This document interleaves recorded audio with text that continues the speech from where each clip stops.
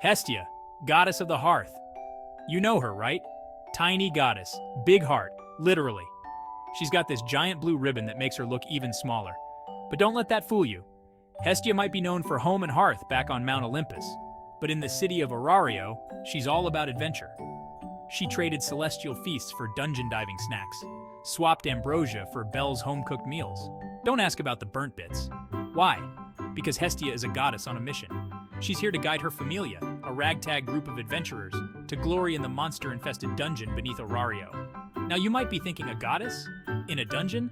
Isn't that like dangerous? And you'd be right. But Hestia isn't afraid of a little danger. In fact, she seems to attract it. Spilled potions, misplaced blessings, you name it. If there's a way to accidentally cause chaos, Hestia's probably found it. But here's the thing. Underneath that klutzy exterior beats the heart of a true leader.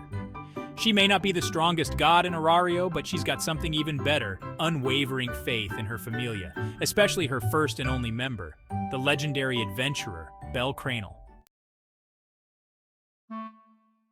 Let's talk about family.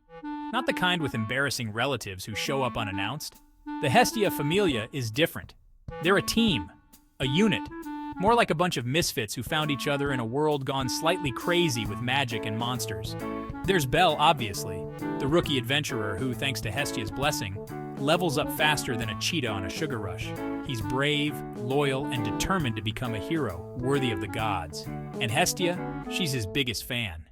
She cheers him on from the sidelines, cooks his meals, most of them edible, and offers guidance with a side of gentle scolding when needed. But it's not just Belle. The Hestia familia has grown, welcoming new members with open arms and a hearty appetite. There's Lilyruka, the cunning supporter with a knack for treasure hunting. Wealth, the blacksmith, who can forge weapons powerful enough to make even the gods jealous. Mikoto, the warrior priestess with a heart of gold and a mean swing. And let's not forget Haruhime, the fox-eared renard with a talent for magic that could make your head spin. Now, let's talk about Belle Cranel.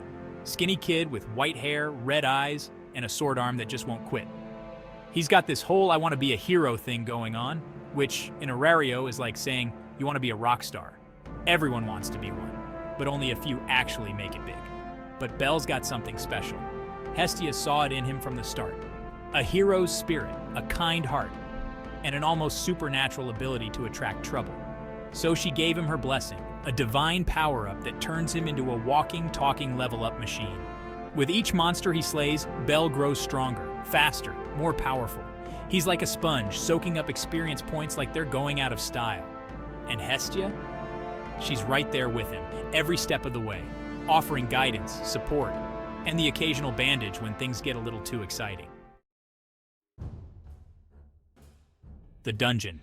It's a dark, dangerous, and surprisingly well-lit place, filled with all sorts of nasty creatures.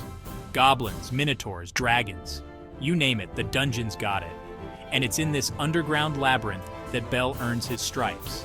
With Hestia cheering him on from the sidelines and occasionally tripping over her own feet, Belle faces down monsters with a bravery that borders on reckless.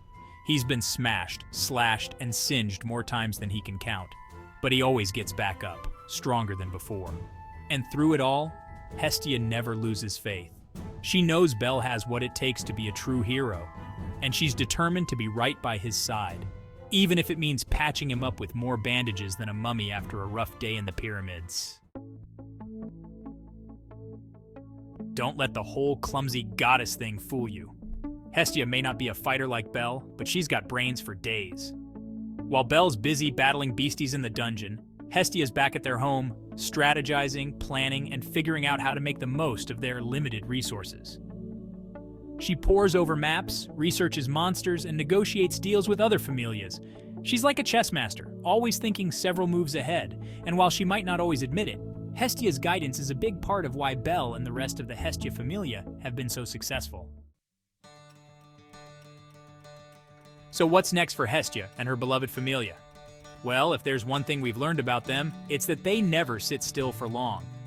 New challenges await in the depths of the dungeon, and you can bet that Hestia will be right there with her familia, ready to face whatever dangers come their way with a smile on her face and a fire in her heart.